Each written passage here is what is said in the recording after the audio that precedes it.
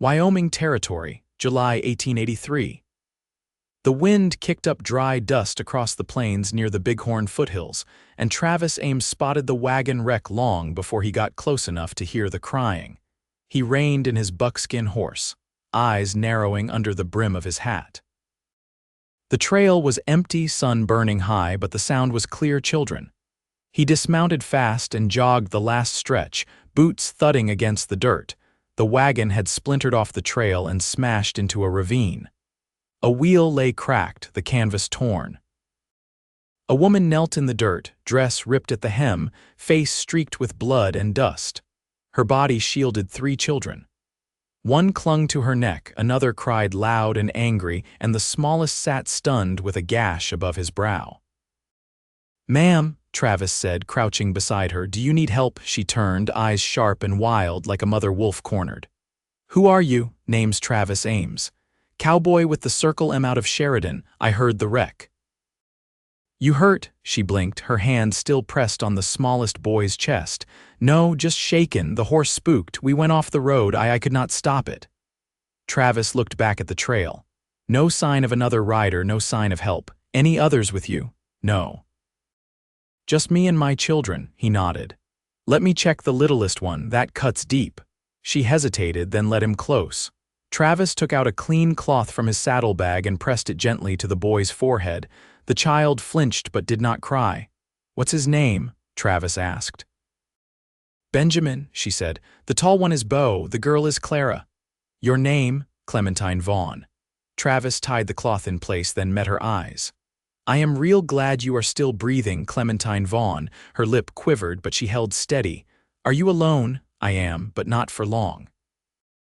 I can get you all to safety." She looked at her broken wagon, then at her children. "The wagon is done, so is the mule. Then we ride." "I cannot ride with 3, we will make it work." Clementine stared at him like she was trying to see into his soul. Finally, she gave a small nod. "I can walk," Beau said, wiping his nose with a dirty sleeve. Travis stood and scooped Benjamin into one arm. "That helps. Clara can ride with your mama. You can hold the reins while I lead us." "I can help too," Clara said, lifting her chin. Clementine smiled faintly, brushing her daughter's hair back. "I know, sweet girl." The ride was slow. The sun sank lower as they made their way down the trail. Travis walked beside the horse, Benjamin resting against his chest, warm and quiet now beneath the bandage. Clementine rode behind the saddle, arms around Clara, her skirt torn and dusty but her back straight. They reached a small creek near sundown and made camp under a cottonwood tree. Travis started a fire, then took jerky and dried apples from his bag. Clementine sat close to her children, eyes never straying far from them. "You from around here?" he asked, handing her a strip of meat. "No, Missouri." She took it gently, fingers brushing his. "My husband died last winter, fever. I sold everything and tried to head west. My brother was supposed to meet us in Cheyenne. He never showed." Travis chewed slowly. "No one should be alone out here, especially not with children." "I didn't have a choice," he nodded. "You do now." She looked at him, surprised. "I mean it," he said. "You and your kids." "You are not alone anymore." Clementine stared into the fire, then at him. "You are kind, Mr. Ames. I am not doing this out of kindness." That made her look up. "I have seen a lot out here, folks broken by this land. But you," he paused, voice low, "you kept those kids alive through a wreck, blood running down your face.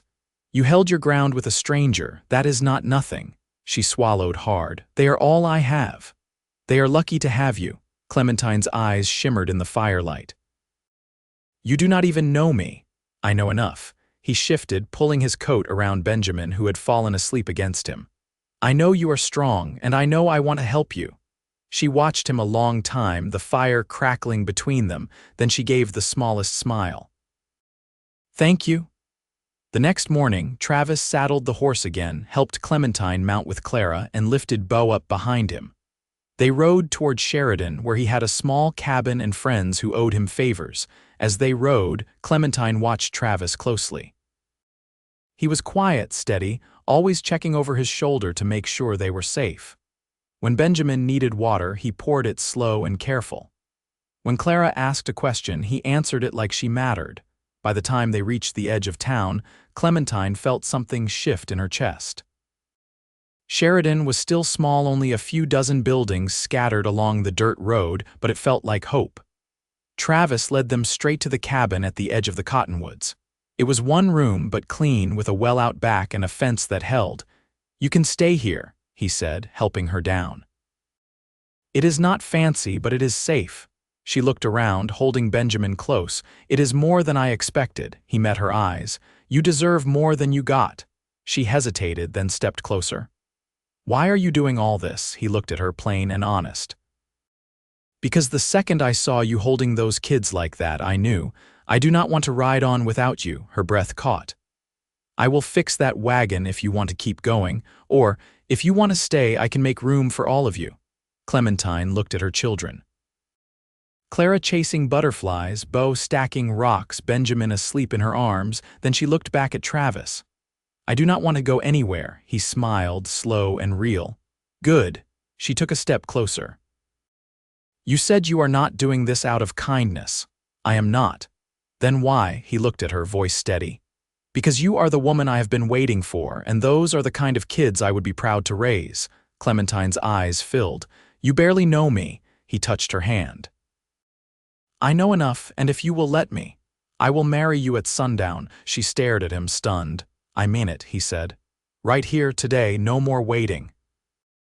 You and those children are already in my heart." Clementine looked at the sky, then at the man who had saved them, carried them, fed them, and guarded every step. She nodded. "Yes," he grinned. "Then let us get ready." And as the sun dipped low, casting gold across the grass and the cabin's porch, Travis Ames stood beside Clementine Vaughn. Her children gathered close and waited for the moment she would become his wife. The sun dipped low behind the cottonwoods, pressing amber light across the porch boards where Clementine stood smoothing the creases from her only good blouse. The air had cooled just enough to lift the edge of her hem, and she watched Travis by the well, sleeves rolled, scrubbing road dust from his neck with a strip of damp cloth. Clara sat cross-legged on a tree stump, watching her mother with quiet eyes. Clementine met her gaze and offered a nod. "Fetch your brothers. It's time." The girl hopped down and ran off barefoot across the packed dirt yard. Bo had been stacking firewood under Travis's lean-to, Benjamin asleep again on the folded quilt Travis had spread beneath the shade. The boy had refused to let Clementine out of sight for long, but the day's ride had worn him down. Clementine stepped carefully down from the porch, glancing toward town. Nothing stirred but the wind. Travis had said the man who'd read the vows lived 2 farms over, a retired preacher who kept to himself unless called upon. He'd be along soon, Travis had promised, and Clementine found she believed him without effort. "You sure?" Travis asked as he approached, his hair darkened at the temples from water, his jaw freshly shaved. She looked up at him. "You already know the answer." He held her gaze a moment, then reached into his shirt pocket and pulled out a thin gold band. "My mother wore this. She didn't have much, but she kept this put away in a tin, said it was for something worth the keeping." Clementine hesitated. "Are you sure you want to use it for me?" "I've never been more sure of anything in my life." She took the ring, fingers trembling slightly, and held it in her palm. The weight of it settled something inside her, quiet and steady. Behind them, the preacher arrived on a piebald mare, tall and thin with a voice like creek gravel. He dismounted without ceremony and nodded to Travis. "This her?" Travis turned. "This is Clementine." The preacher looked her over, not unkindly. "Got your children close." Clara held Benjamin on her hip, Bo standing beside her with his shirt tucked in neat. Clementine called them forward. "Best stand together," the preacher said, drawing a folded scrap of paper from his coat pocket. They gathered beneath the cottonwood, light slanting through the leaves in long golden lines. Travis took Clementine's hand. He hadn't touched her like that before, no grazing fingers, no stolen moments, but now he held her palm like a promise.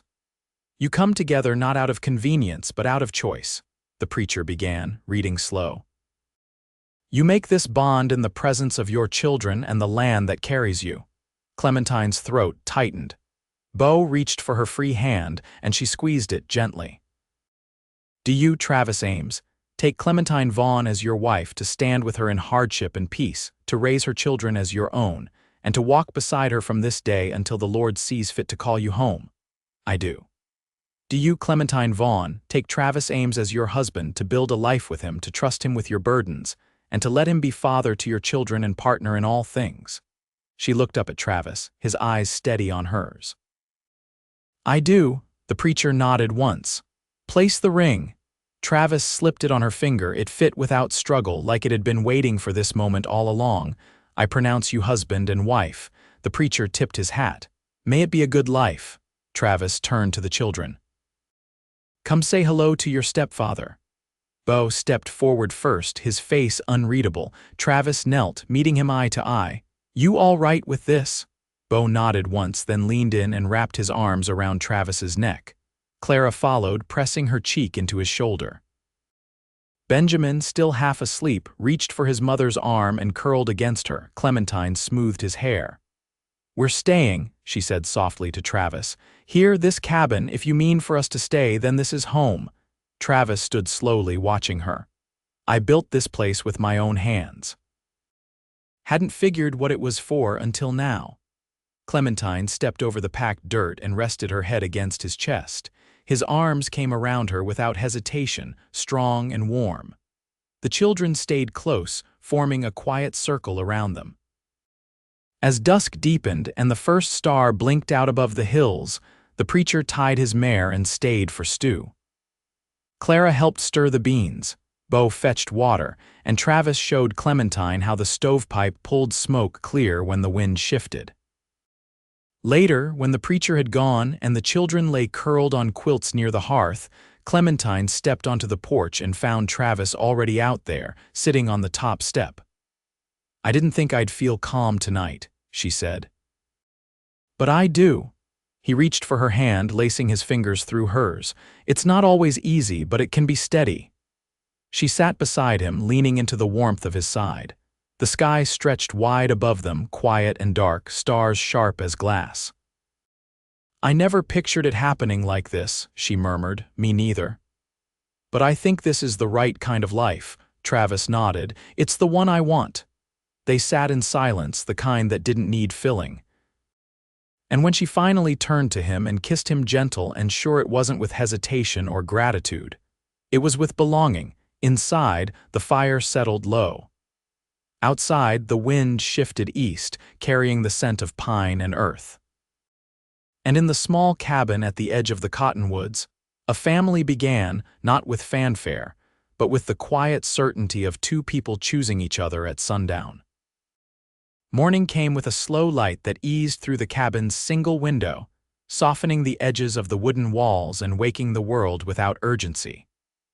Clementine stirred first, drawn from sleep by the sound of a kettle shifting slightly on the stove, water moving gently as it warmed. The children still slept close together, limbs tangled on the quilts, the hush of their breath steady and deep. Travis stood near the table, his back to her, fitting fresh kindling into the stove.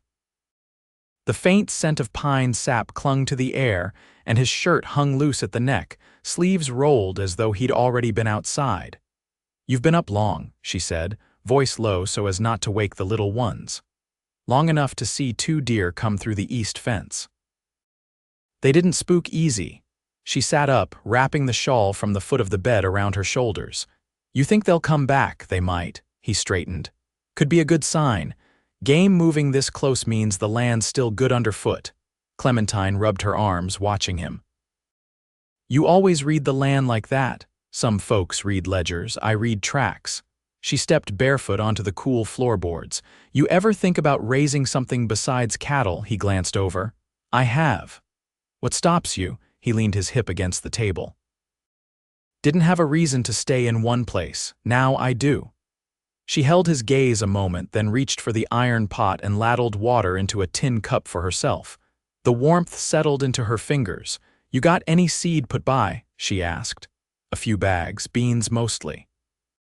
Some winter squash. We could start with that. If we plant soon, we might pull a harvest before the first frost. Travis folded his arms. You know planting.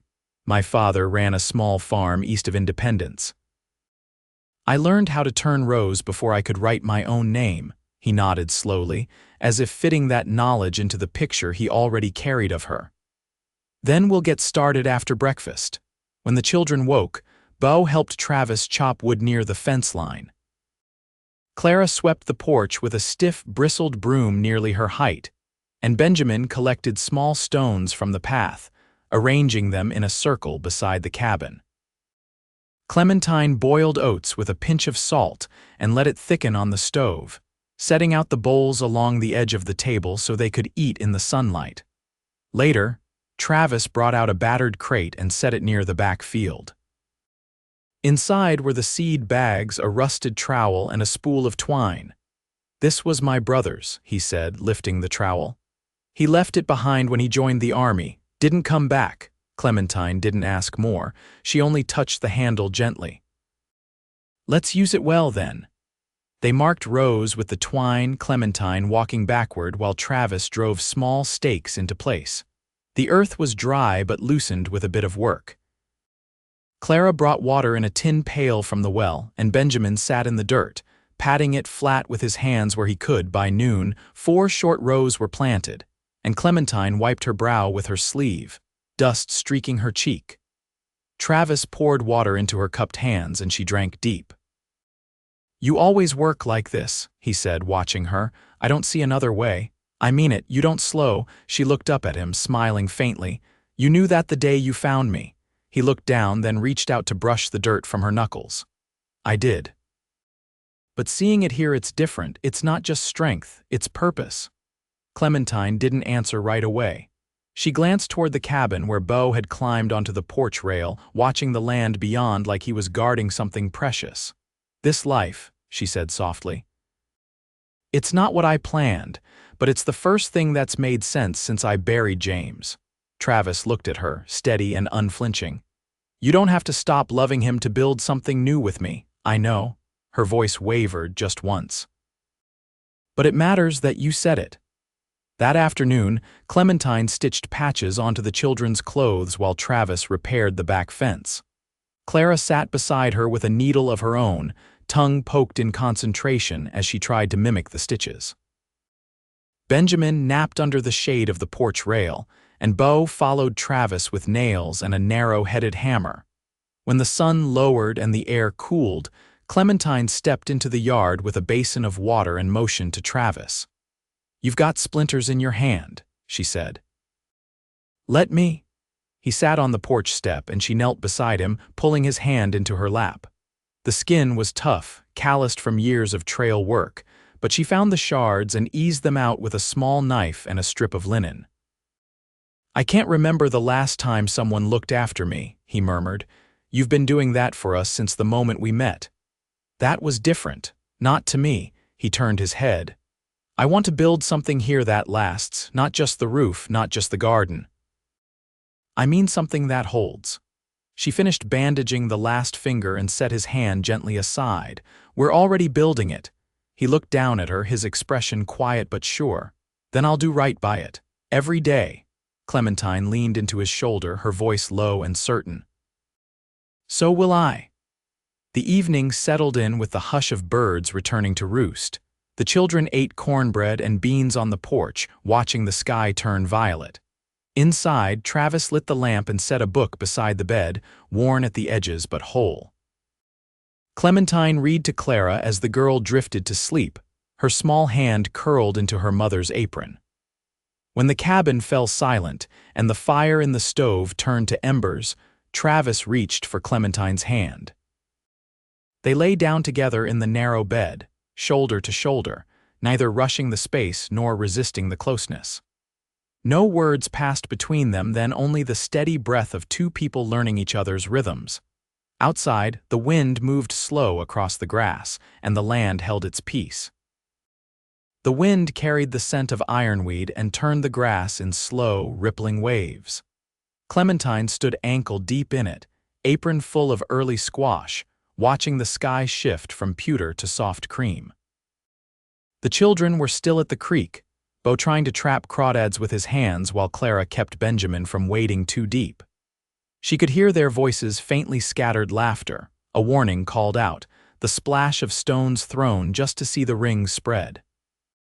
Behind her, Travis hammered a new frame into the barn door, the rhythm steady and even. It had been 2 weeks since the vows, each day shaping itself around small work and quiet learning. They moved like people already familiar, though neither had spoken past what was needed to tend the land and the children. The tenderness had grown like a vine slow, rooted deep, reaching without show. "Clem," he said from the doorway, wiping the back of his neck. "You ever use horses for plowing?" She shifted the squash in her arms. "My father had a team, but we were small scale. I mostly worked with a single mule." He nodded toward the corral. "There's a gray gelding in town, not young but strong. Widow Pierce wants to trade him off. Says he's too much animal for her now. What would she take in trade? Wool and cut lumber." Clementine studied the barn wall. "We've got some stacked, but not enough. I can cut more. Might take me 3 days if I haul it myself. I'll help." She looked back at him. "But you'll need someone to watch the children. Millie Dawson's got a girl of her own and keeps to herself. She lives 2 miles east. You met her yet?" No, she knew James. The name struck her gently, not like before. "Was she kind to him?" He said she made the best apple butter west of the river. Clementine smiled. "Then I suppose I ought to meet her." She stepped toward the cabin to set down the squash, and Travis followed. They worked in tandem without talking, putting away the vegetables and rinsing dirt from their hands at the pump. The silence between them wasn't born of discomfort, it had become a presence of its own, shaped by shared glances and the weight of small choices made side by side. As the sun rose higher, heat thickened in the air and insects drowsed in the shadows. Travis hitched the wagon and brought out the crosscut saw, checking its edge beneath the shade of the sycamore. Clementine sat on the porch rail, mending a tear in Bo's trousers, her needle moving in even strokes. "You ever think about schooling for them?" he asked without looking up. "I do. There's a woman in town, teaches out of the church house. Clara's near old enough." Clementine paused her stitching. "Would she be safe there?" "She's fair, doesn't tolerate cruelty." I asked around. "I don't want Clara watched like she's trouble. She's curious, not wild." I didn't say she was. "But the world isn't always kind to girls who ask questions." Clementine returned to her mending. "Then I'll teach her how to ask better ones." Travis nodded once, then stood and checked the wagon traces. That night, after the children had gone to sleep, they sat outside with their backs against the porch post, the dark pressing close but not heavy. Travis held a mug of boiled chicory, and Clementine peeled a peach slowly with her penknife, the skin curling away in a single strip. "Did you ever think you'd marry?" she asked, not looking at him. "Once, a long while ago," he sipped carefully. "She married someone else, thought I'd never settle again." "What changed you?" She glanced at him, eyes unreadable in the dim. "You make it sound simple." It wasn't. "I just stopped fighting the part that wanted to stay." She handed him half the peach. He took it, brushing her fingers with his. "I was afraid at first," she said softly. "Afraid I only needed you because I was desperate. And now I know I chose you." She looked out over the field. "That morning you carried Benjamin, I watched your hands. That's how I knew." He didn't ask what she meant. Some things didn't need explanation. He took a bite of the peach, its juice running down his thumb, and passed it back to her. The moon rose, pale and full, casting silver across the roofline. From inside came the sound of Benjamin's soft cough, then quiet again. Clementine leaned her head against Travis's shoulder. "There's a peace here I haven't known since before the war, not loud peace, the quiet kind." He rested his hand over hers. "Then we'll guard it." They sat that way until the stars deepened and the breeze cooled, and when they rose and went inside, the floorboards creaked beneath their steps, and their joined hands stayed steady. The first frost came sooner than expected. A thin, white film clung to the fence rails and turned the squash leaves brittle overnight. Clementine stood at the edge of the field before sunrise, fingers tucked beneath her shawl, watching the last breath of the garden curl into the cold. Travis came up beside her with a wool blanket slung over one shoulder. "It won't hold past noon," he said, "but it's a warning." She nodded without speaking and turned back toward the cabin. Inside, Clara was helping Benjamin into his boots, and Beau was already at the table, bent over a slate Travis had made from a scrap of pine and candle soot. They spent the morning pulling what they could from the garden root vegetables mostly, and a few hardy greens tucked beneath straw. Clementine stored them in the root cellar, her hands growing pink from the cold. Travis joined her with a basket of wind-fallen apples. "That orchard behind the Dawson place," he said, crouching beside her at the cellar door. "Millie offered us the rest of the crop if we help her press cider. Do you want to? I'd rather stay put, but I think we should." She glanced up. "Why?" "Because people remember who comes when there's work to be done. And if the winter turns hard, folks help the ones who helped them first." Clementine gave a quiet nod and brushed soil from her palms. "We'll go tomorrow." The cider pressing took the better part of the day. Millie Dawson lent Clara a bonnet and kept Benjamin close with a basket of dried pears while Clementine and Travis worked the press. The old wooden frame groaned under the pressure, but the juice flowed clean, and the smell of apples hung in the air like something sacred. "You two seem settled," Millie said, handing Clementine a tin cup after the last barrel was sealed. "We are." Millie studied her a moment. "I remember you from Missouri. You came through with a man who had a bad cough." Clementine's face stayed still. "That was James. He carried Clara when she fell asleep during service, wouldn't let anyone else touch her." Clementine looked down at the cup. "He was a good father. I figured you'd want to know he was thought well of." "Thank you." Millie touched her arm. "You're doing right by them." "I see it plain." That night back at the cabin, Travis carved notches into the mantel, 4 small lines for each week since the marriage. Clementine stood at the doorway, watching him in the yellow lamp light. "You marking time?" "Just remembering it," he said, setting the knife aside. She moved to stand beside him. "I've been thinking." He waited, quiet. "If we had a second room, we could make space for learning, not just for our own, for the others. You want to teach? There are girls out here who'll never know how to read a ledger or write their name." "I could change that." Travis leaned a shoulder against the wall. "You want me to build it?" "I want us to build it together." He smiled, slow and warm. "Then we will." The first snow came 6 days later, soft and dry, drifting over the roof and curling against the corners of the barn. The children dragged quilts to the hearth, and Clementine simmered beans with dried sage and salt pork. Travis returned from town with a bolt of wool and a new bucket, and a letter from a neighbor asking if the Vaughn woman would take on his 2 daughters for morning lessons come spring. Weeks passed like that, quiet, shaped by shared labor and the rhythm of winter. They built the second room after the thaw, using boards from a half-toppled shed on the Miller property. Beau helped run the rafters, and Clara lined the bottom shelf with books Millie donated from her father's collection. One night, after the children had gone to bed, Clementine stepped into the new room and turned a lamp low. Travis followed her in, hands still dusted with sawdust. "I didn't think I'd ever start again," she said, eyes on the blackboard hung against the far wall.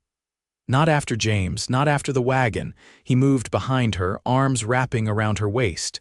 "You didn't start over. You just kept going." She turned in his arms.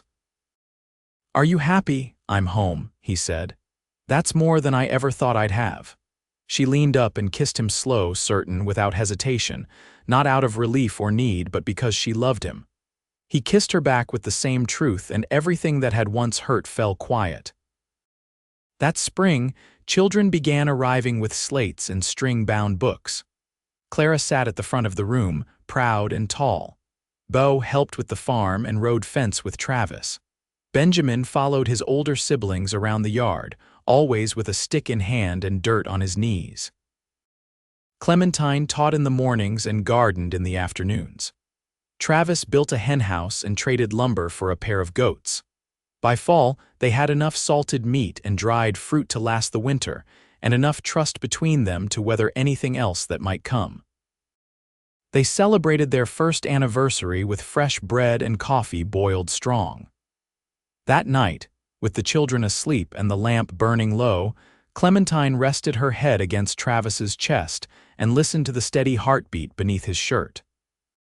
"I love you," she whispered, not because she hadn't known it before, but because it was time. He held her closer. "I've loved you since the moment you looked me in the eye and told me you'd walk if you had to." She smiled against his skin. "You never let me. I never will." Outside, the land stretched wide and full beneath a sky freckled with stars. Inside, the cabin stood warm and whole, filled with the quiet strength of a family who had forged their life together from hardship, hand by hand, heart by heart. And nothing, not snow nor years nor the long memory of sorrow, would ever undo the peace they had built.